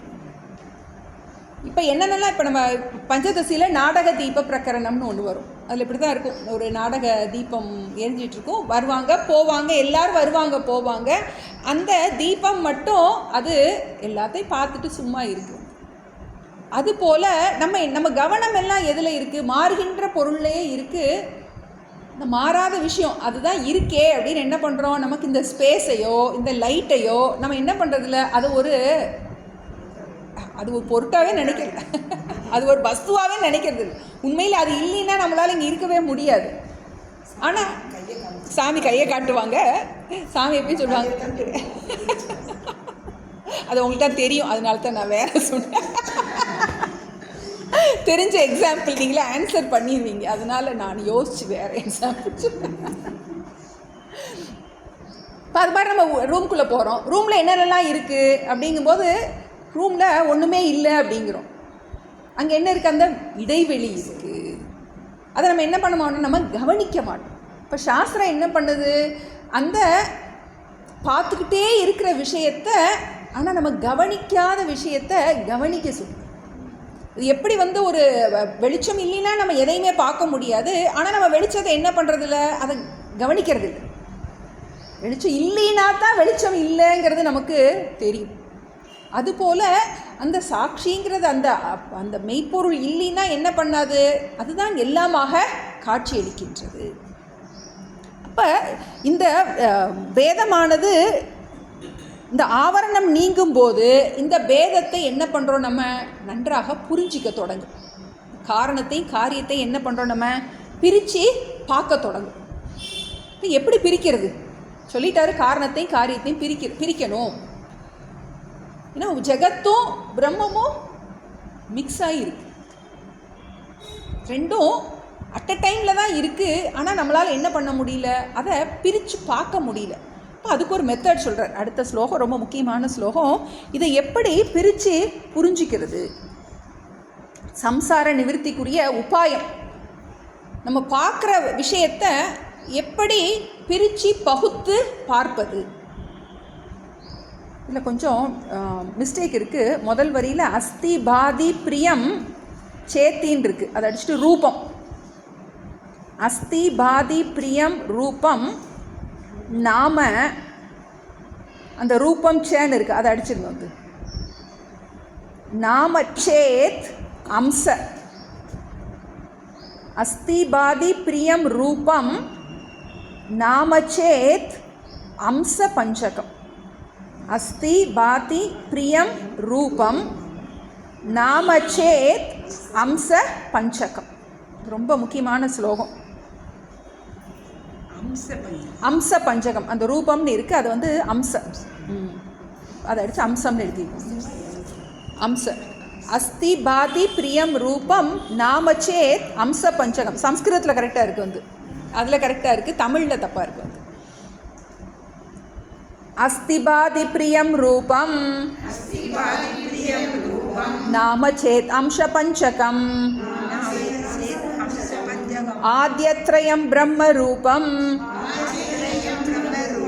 ஜெகத் ரூபம் த்வயஸ்ததா. அஸ்தி பாதி பிரியம் ரூபம் நாம சேத் அம்ச பஞ்சகம். ஆத்யத்ரயம் பிரம்ம ரூபம் ஜெகத் ரூபம் த்வயஸ்ததா. இப்போ எப்படி பிரம்மமும் நாமரூபமும் சேர்ந்துருக்கு, இப்படி தங்கம் நகையாக காட்சியளிக்கிறது, தங்கம் நகையாக காட்சியளிக்கிறது. இப்போ வளையல் போய் நான் தங்கத்தை தேடுறேன் தங்கத்தை தேடுறேன்னு தேடுச்சுன்னா என்ன சொல்லுவோம் நம்ம, நீதான் தங்கம் நீயே தங்கம், நீ போய் எங்கே போய் நீ தங்கத்தை போய் தேட போகிற? இப்போ ரெண்டும் அதிலே தான் இருக்கு. தங்கம்தான் வளையலாக காட்சியளிக்கின்றது, பிரம்மம்தான் ஜெகத்தாக காட்சியளிக்கின்றது. இப்போ தங்கத்தில் என்ன ஆட் ஆகிருக்கு? அதில் ஒரு ரூபம் மட்டும் ஆட் ஆகிருக்கு, ஒரு வடிவம் மட்டும் உண்டாயிருக்கு. வட்டமாக என்ன பண்ணியிருக்கோம், அதை தட்டி செய்யும்போது அதுக்கு வளையல்னு ஒரு பேர். உண்மையில் அந்த வளையலுங்கிறதுக்கு இருப்பே இல்லை.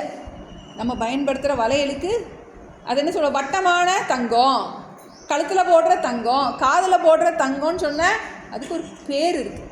உண்மையிலேயே அந்த வஸ்து நம்ம வளையல், இது கம்மல், செயினுங்கிறது உண்மையில் என்னது, தங்கம்தான். அதை என்ன பண்ணுறோம், நம்ம பிரித்து புரிஞ்சுக்கிறோம். அதுபோல் இப்போ 5 விஷயம் இருக்குது. நம்ம பார்க்கும்போது 5 விஷயம் இருக்குது. இது ரொம்ப முக்கியமான ஸ்லோகம், சுவாமி தயானந்தருக்கு ரொம்ப பிடிச்சமான ஸ்லோகம்னு சொல்லுவாங்க. அஸ்தி பாதி பிரியம் ரூபம் நாமச்சேத் அம்ச பஞ்சகம். ஏற்கனவே உங்களுக்கு ரொம்ப நாள் படித்ததுனால இதெல்லாம் தெரியும். சத்து சித்து ஆனந்தம். இப்போ 5 அம்சம் இருக்குன்னு பார்க்குறோம். இந்த உலகம் ப்ளஸ் பிரம்மம் சேரும்போது அதில் என்ன இருக்குது, பிரம்ம அம்சம் ஒன்று இருக்குது, இந்த உலகம்ங்கிற அம்சம் ஒன்று இருக்குது. எப்படி தங்கத்தில் வளையல்னு ஒன்று இருக்கோ அதுபோல் பிரம்மங்கிறதுல ஜெகத்துன்னு ஒன்று ஒரு அத்தியாசம் உண்டாயிருக்கு. அது மாயாசக்தினால. எப்படியோ மாயாசக்தி தோற்றுவிச்சிருச்சு. இப்போ என்ன பண்ணணும், இதுலேருந்து வெளிவர்ற பொறுப்பு யார்கிட்ட இருக்குது, நம்மக்கிட்ட தான் இருக்குது. அப்போ அதை எப்படி பிரிக்கிறது? இப்போ 5 அம்சம் இருக்குது. அஸ்தி பாதி பிரியம் ரூபம் நாமம் அப்படிங்கிற அம்ச பஞ்சகம். 5 அம்சம் இருக்குது. நீ பார்க்கின்ற எல்லாத்துலேயும், நீ எதெல்லாம் பார்த்து கேட்டு தொட்டு அனுபவிக்கிறியோ அதில் எல்லாத்துலேயுமே 5 அம்சம் இருக்குது. என்னென்ன அம்சம் இருக்குது? அஸ்தி, அஸ்தினா சத் அம்சம். பாதி, பாத்தினா சித் அம்சம். பிரியம், பிரியம்னா ஆனந்த அம்சம். அடுத்தது நாமம், நாமம்னா என்னது, பெயர் இருக்குது, ரூபம் இருக்குது என்று 5 அம்சங்கள் இருக்குது. அதில் ஆத்யத்ரயம், முதல் 3 பிரம்மரூபம். சத்து சித்து ஆனந்தம்ங்கிறது பிரம்மத்தினுடைய அம்சம். தத்தோத்வயம், தத்தோத்வயம்னா அந்த மீதம் இருக்கின்ற 2, கடைசியில் இருக்கிற 2, அது என்னது, அந்த நாமமும் ரூபமும். அது என்னது, அந்த ஜெகத்தினுடைய அம்சமாகும். இந்த பிரம்மம்தான் ஜெகத்தாக காட்சியளிக்கின்றது. இந்த சத்து சித்து ஆனந்தந்தான் நாம ரூபத்தோடு கூடிய ஜெகத்தாக காட்சியளிக்கின்றது. நாம் பார்க்கின்ற அனைத்திலும் இந்த அம்சம் இருக்கு. இப்போ முதல் 3 என்னது, பிரம்மத்தோட அம்சம். நம்ம தைத்திரிய உபநிஷத்தில் இது நிறைய படித்தோம். நம்ம சத்து சித்து ஆனந்தம். சத்துனா என்னது, தூய இருப்பு. பேனா இருக்கிறது, டெஸ்க்கு இருக்கிறது, மைக் இருக்கிறது, டேபிள் இருக்கிறது, எதை சொன்னாலும் இருக்குன்னு சொல்கிறோம். அந்த இருப்பவைகள் எல்லாம் எதில் இருக்கின்றதோ அதுதான் தூய இருப்பு அப்படின்னு சொல்கிறோம். இப்போ நம்ம எல்லாரும் எதில் இருக்கோம், ஆகாசத்தில் இருக்கோம், வெட்ட வெளியில் இருக்கோம். நமக்கு ஆகாசம் எதில் இருக்குது, சர்வ வியாபியாக இருக்கு. எதில் இருக்கு ஆகாசம், எதில் இருக்கு, எல்லாம் இந்த தூய இருப்பில் அத்தியாசம் பண்ணப்பட்டிருக்கின்றது. எப்படி நமக்கு டிவியில் பார்க்குறோம், படம் பார்க்குறோம், நிறைய இருக்குது. உண்மையில் எல்லா படம் எல்லாம் எதில் இருக்குது, அந்த ஸ்க்ரீனில் இருக்குது. இந்த ஸ்க்ரீனில் என்னவா இருக்குது, எல்லாவற்றுக்கும் ஆதாரமாக இருக்கின்றது. இப்போ நம்ம பார்க்கின்ற இப்போ நம்ம படம் பார்க்குறோம், படம் பார்க்கும்போது அதில் என்ன இருக்குது, அந்த மூமெண்ட்டும் இருக்குது, பின்னாடி என்ன இருக்குது, அந்த ஸ்க்ரீன் இருக்குது. இந்த ஸ்க்ரீன் இல்லாமல் என்ன கிடையாது, அந்த படம் என்ன பண்ண முடியாது, அதுபோல் இந்த தூய இருப்பு நம் பார்க்கின்ற எல்லாவற்றிலும் அந்த தூய இருப்பு இருக்கின்றது. எதுவாக? இருப்பாக இருக்கின்றது. அந்த மெய்ப்பொருள் இருக்கின்றது, அந்த வாஸ்தவம் இருக்கின்றது. இந்த நாம ரூபம் மாயிக்கம்னு பார்த்தோம். இந்த மாயிக்கம் தோற்றமாக உள்ள அந்த நாம ரூபங்கள் அதில் என்ன பண்ணிருக்கு? அதில் அந்த தூய இருப்பில் இருப்பாக இருக்கின்றது. அதான் என்ன பார்க்குறோம் நம்ம? தூய இருப்பாக இருக்கின்றது. அடுத்தது தூய உணர்வு, அந்த பிரம்மத்துடைய சொரூபம் நம்ம பார்த்தோம். அது அறிவு வடிவமாக இருக்கின்றது. ஏற்கனவே பார்த்தோம் நம்ம இதில் யோவேத நிகிதம் குஹாயாம் பரமே வியோமன்னு பார்த்தோம். நான் அதை என்னுடைய ஹிருதய குகையில் அறிந்து கொள்கின்றேன் பார்த்தோம். அந்த பிரம்மந்தான் அறிவு ஸ்வரூபமாக இருக்கின்றது. இப்போ நம்ம ஒவ்வொருத்தருக்கும் ஒரு அறிவு இருக்குது, அறிவும் இருக்குது, அறியாமையும் இருக்குது. எனக்கு தமிழ் தெரியும், எனக்கு இங்கிலீஷ் தெரியும், எனக்கு சம்ஸ்கிருதம் கொஞ்சம் தெரியும், எனக்கு ஜெர்மன் தெரியவே தெரியாது. அப்படிங்கிறது யாருக்கு தெரியுது? எனக்கு தெரியும்.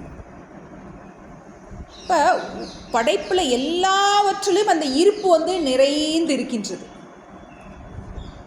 அந்த தூய அறிவும் இருக்குது, தூய ஆனந்தமும் இருக்குது. ஆனால் இந்த அறிவும் ஆனந்தமும் வெளிப்படுறதுக்கு உரிய மீடியம் தான் டிஃபராக இருக்குது. நமக்கு அதை புரிஞ்சுக்கிடணும். நமக்கு எப்படி ஒரு கண்ணாடியில் தான் அந்த சூரியனுடைய பிரதிபிம்பம் இருக்குமோ, எப்படி இந்த ஃபோனில் தான் அந்த மேக்னெட்டிக் வேவை எடுத்துக்க முடியுமோ, அதுபோல் சில உபாதிகளுக்கு தான் என்ன பண்ண முடியும்?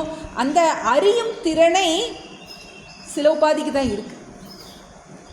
மனிதர்களுக்கு ஓரளவுக்கு இருக்குது. அந்த ஓரறிவு ஈரறிவு சொல்கிறோம். நமக்கு அந்த ஒரு இதுக்கு தக்கபடி, எக்யூப்மெண்ட்டுக்கு தக்கபடி என்ன இருக்குது? அதனுடைய அறியும் திறன் இருக்குது.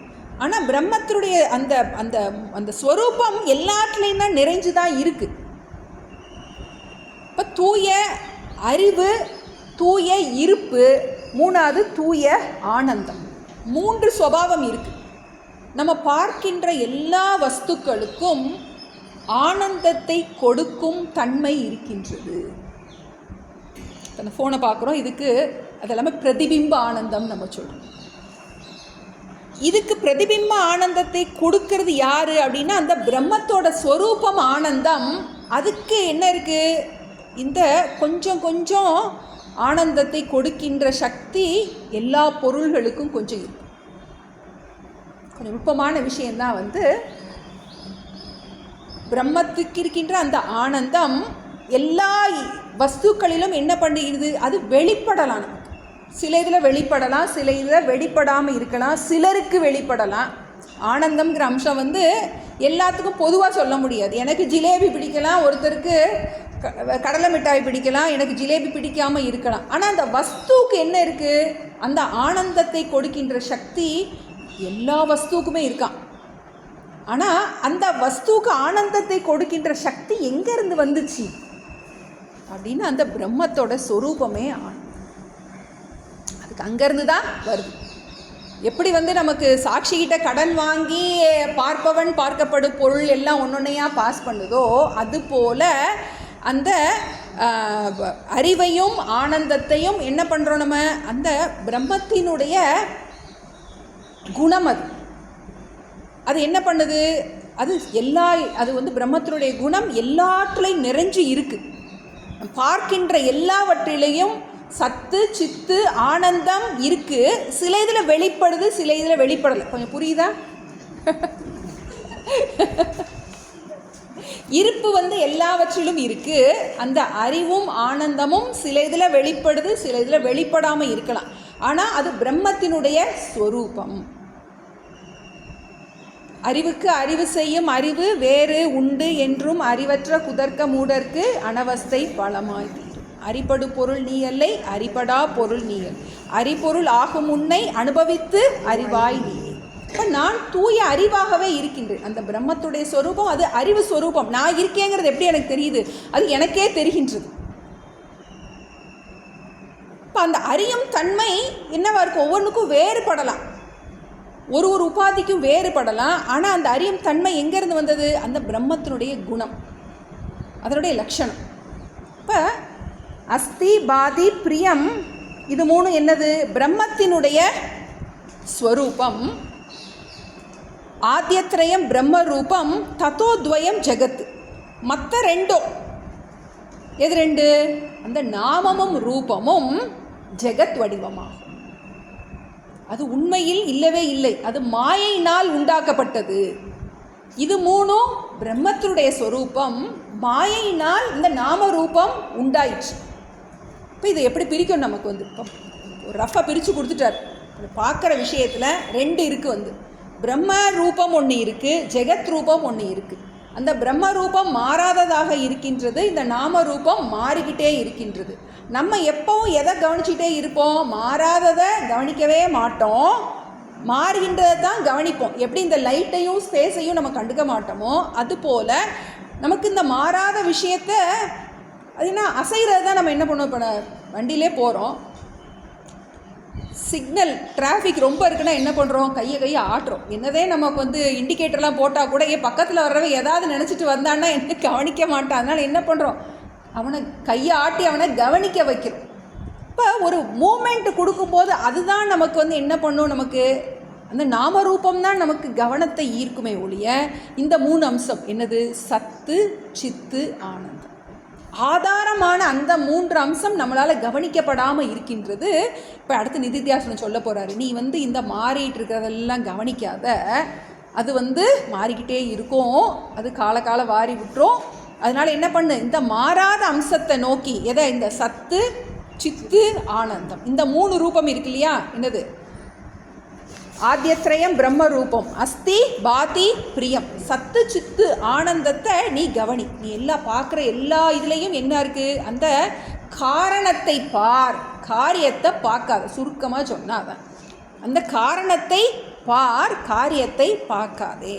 பார்க்க தொடங்கும் போது, பார்க்க பழகும்போது என்னாகும்? நமக்கு இந்த சம்சாரத்திலிருந்து கொஞ்சம் கொஞ்சமாக என்ன பண்ண முடியும்? நம்மளால் விடுதலை அடைய முடியும்.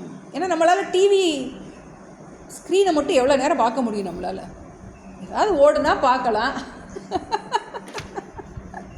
அப்போ பிரம்மங்கிறது என்னது? அது சப்புன்னு இருக்குன்னு சொல்லி சாமி சொல்லுவாங்க. அதில் என்னது? அதில் ஒன்றும் கிடையாது. அதில் நாம ரூபம், குணம் ஒன்றும் கிடையாது. கண்ணை மூடி ஒன்றும் இல்லாமல் எதுவும் இல்லாதது எவ்வளோ நேரம் பார்த்துக்கிட்டு இருப்பேன்.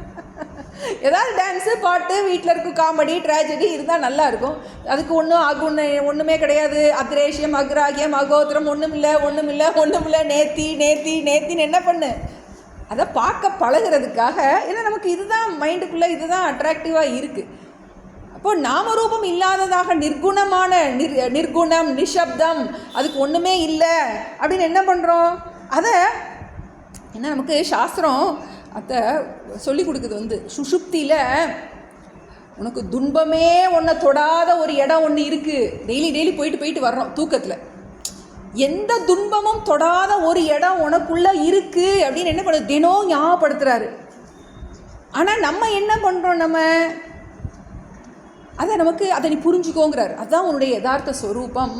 அந்த துன்பம் உன்னால் அங்கே என்ன பண்ண முடியாது. எவ்வளவு கஷ்டத்தோட போனால் கூட அந்த தூக்கத்தில் என்ன வர மாட்டேங்குது? நமக்கு அந்த கஷ்டம் நம்மளை ஸ்பர்சிப்பது இல்லை. இப்போ அதுதான் உன்னுடைய ஸ்வரூபம் அப்படிங்கிறத புரிய வைக்கிறதுக்காக ஆழமாக கொண்டு போகிறாரு. கொஞ்சம் கஷ்டமான கிளாஸ் தான். திரும்ப ஒரு 2-3 தடவை போட்டு கேளுங்க. ஒரு டவுட் இருந்தாலும் கேளுங்க. எனக்கு தெரிஞ்ச அளவுக்கு சொல்கிறேன் நான். அடுத்த கிளாஸில் பார்ப்போம். நமக்கு குரு கிருபையினால் நமக்கு நல்ல ஆழமாக விஷயம் புரியணும். விஷயம் இவ்வளோ தான். நமக்கு சாட்சிங்கிறத நம்ம ஓனப் பண்ணணும். இந்த மற்ற நாமரூபத்தில் நம்மளுடைய கவனம் இல்லாமல் நான் சத்து, சித்து, ஆனந்தம், பிரம்மத்துக்கு ஸ்வரூபம்னு சொல்லிகிட்டே இருக்கக்கூடாது. அது என்னுடைய ஸ்வரூபம், நான் தான் எல்லாமாக இருக்கின்றேன் அப்படின்னு என்ன பண்ணணும்? நம்மளுடைய நாமரூபத்தை கலட்டிட்டோம் அப்படின்னா எல்லாருடைய நாமரூபமும் தானாக விழுந்துடும். ரமணர்கிட்ட ஒருத்தர் கேட்டாராம், உடம்பெல்லாம் வியாதி வலிக்குதே பகவானே அப்படின்னு கேட்டாராம். தேகம் இருக்கே பகவானே அப்படின்னாரு. அவர் சொன்னார், தேகம் இல்லை ஓய் அப்படின்னாரு. இல்லை தேகம் இருக்கே பகவானே அப்படின்னாரு. அவர் சொன்னாரா, இருக்குன்னு நினச்சா இருக்கு, இல்லைன்னு நினச்சா இல்லை. நம்ம திருஷ்டி எப்படி நம்ம பார்க்க போகிறோம்? நம்ம இருக்குன்னு நினைக்க போகிறோமா, இல்லைன்னு நினைக்க? இடையில வந்துட்டு போகிறத நம்ம இருக்குன்னு நினைக்கிறோம். கொஞ்ச நாளைக்கு இந்த சரீரத்தில் இருக்க போகிறோம், என்னென்ன சரீரம் எடுத்துகிட்டு வந்தோமோ தெரியாது. இந்த சரீரத்திற்கு வேறான நான்கிறத நம்ம ஓனப் பண்ணுறது. கடைசியில் அதுதான் நமக்கு கொஞ்சம் குழப்பமாக இருந்தால் கூட சாரத்தை புரிஞ்சுக்கிட்டிங்கன்னா போதும். சில இதெல்லாம் நமக்கு டெக்னிக்கல் டேர்ம்ஸ் புரியலேனா கூட, சிதாபாசன் புரியலேனா கூட பரவாயில்ல, நான் சாட்சின்னு ஓனப் பண்ணிருங்க போதும். அவ்வளோதான், முடிஞ்சு போச்சு. இந்த உடல் மனம் புத்தியுடைய அந்த டெக்னிக்கல் டேர்ம்ஸ்லாம் புரியணுங்கிறது அவசியம் கிடையாது. நான் ஜீவன்கிற எண்ணத்தை விட்டுருங்க, அவ்வளோதான். நான் இந்த பிறப்பு எடுத்திருக்கேன், நான் இந்த உடம்புக்குள்ளே இருக்கேன் அப்படின்னு என்ன பண்ண, அந்த ஜீவத்துவத்தை விடுவது தான் நமக்கு மோட்சம். அதில் நமக்கு தாத்பரியம். நமக்கு ஆழமாக விஷயங்கள் போயிட்டுருக்கு. நம்ம அடுத்த கிளாஸில் பார்ப்போம். கைவல்ய கணபதி நமக்கு நன்றாக அருள் புரியட்டும். ஈஸ்வரோ குருராத்மேதி மூர்த்தி பேத விபாகினே व्योमवत् व्याप्त देहाय दक्षिणामूर्तये नमः। ओम नमो भगवते दक्षिणामूर्तये मह्यं मेधां प्रज्ञां प्रयच्छ स्वाहा। ओम नमो भगवते दक्षिणामूर्तये मह्यं मेधां प्रज्ञां प्रयच्छ स्वाहा। ओम नमो भगवते दक्षिणामूर्तये मह्यं मेधां प्रज्ञां प्रयच्छ स्वाहा। ओम नमो भगवते दक्षिणामूर्तये मह्यं मेधां प्रज्ञां प्रयच्छ स्वाहा। ओम नमो भगवते दक्षिणामूर्तये मह्यं मेधां प्रज्ञां प्रयच्छ स्वाहा। ओम नमो भगवते दक्षिणामूर्तये मह्यं मेधां प्रज्ञां प्रयच्छ स्वाहा। ओम नमो भगवते दक्षिणामूर्तये मह्यं मेधां प्रज्ञां प्रयच्छ स्वाहा।